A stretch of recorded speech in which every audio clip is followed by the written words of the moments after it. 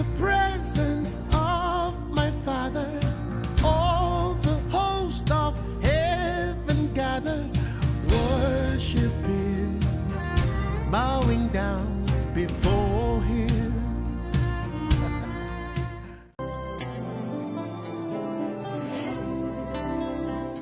Hello and welcome with me on Moriah Intimacy Through Worship series. And on this series, I'm going to be speaking with you around worship, especially why people don't worship or why they don't connect with divinity during worship.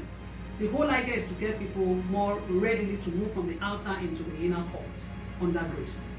I've had many people ask me many times, they say, Hannah, how are you able to worship God like that and all of that? I'm intending, by God's grace, to be able to share some tips here that would help you to be a better worshiper.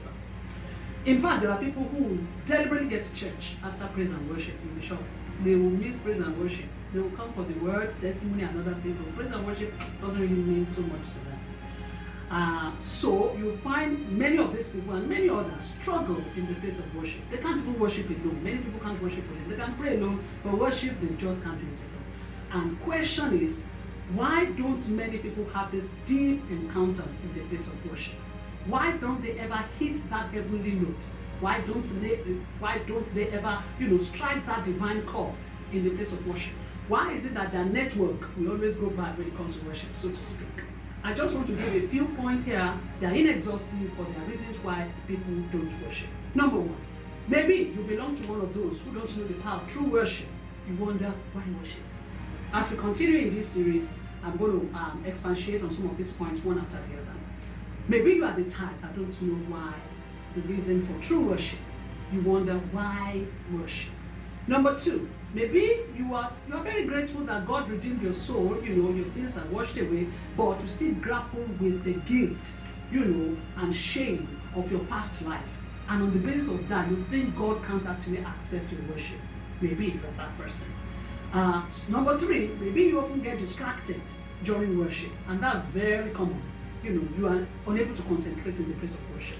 Number four, maybe you are a very troubled mind, a distraught person, a disturbed person. Your heart is very heavy. Usually you are bothered, you are cumbersome with many loads and worries and care. Therefore, you are unable to worship.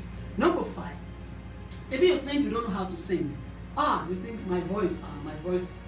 Sometimes people say they have told voices. You say, me, I cannot sing, and because I can't sing, I know. It's because you don't know that music and song is not exactly equal to worship. Worship is a lot more than that. We're going to explore that a lot better. The fact that you don't have a good voice is no showstopper, like we say. Maybe number six, you think you don't know many worship songs. And you're like, when they're singing all those songs, you're like, this song, I don't know this song.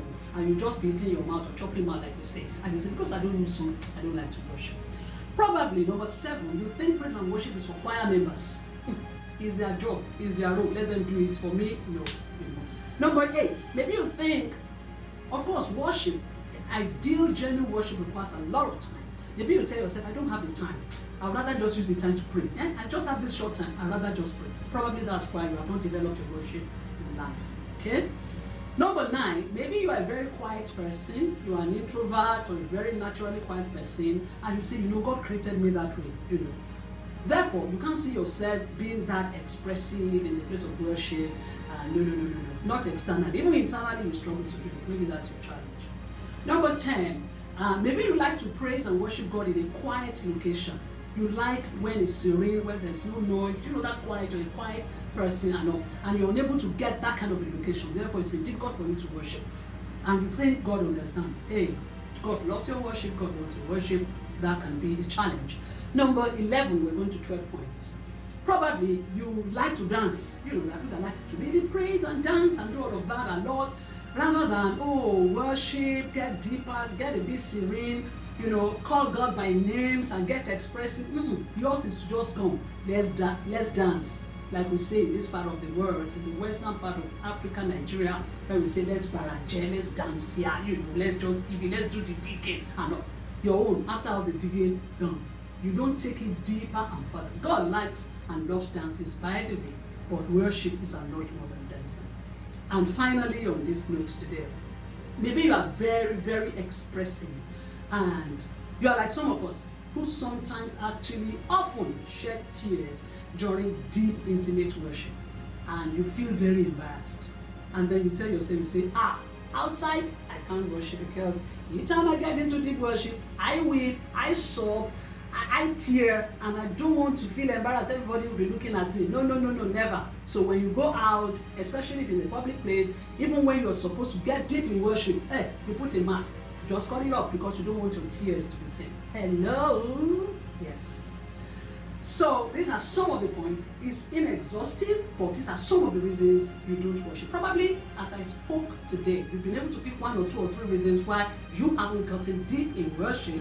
I want to advise you as we go for, please follow me, because we shall dig very deep and into many of the reasons why you do what you do, and how you can cut off that barrier, how you can transcend that challenge, to make you a better worshiper on this channel.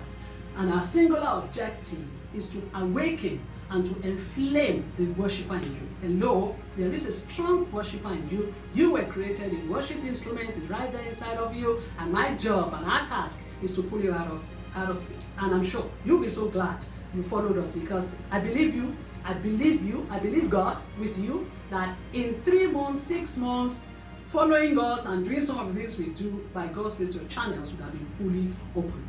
Okay? Please, on that note, kindly subscribe to this channel to get notified when we post some of these series. And this will be mysteries that will be unraveled to connect you with divinity more easily, more readily through worship. As the Lord lives, the hidden prophetic giftings inside of you, they will all show up by the Holy Spirit himself.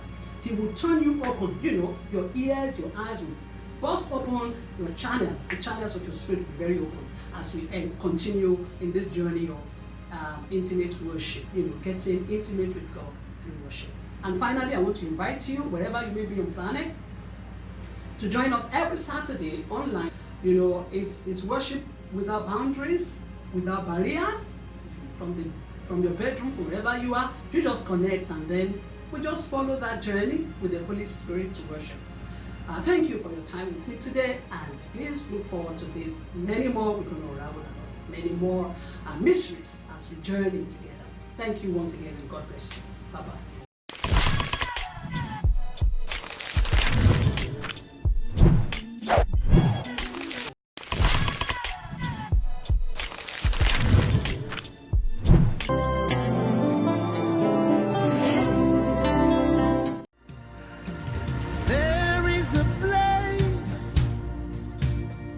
That I love to dwell. It's the presence of my Father. All the host of heaven gather, worship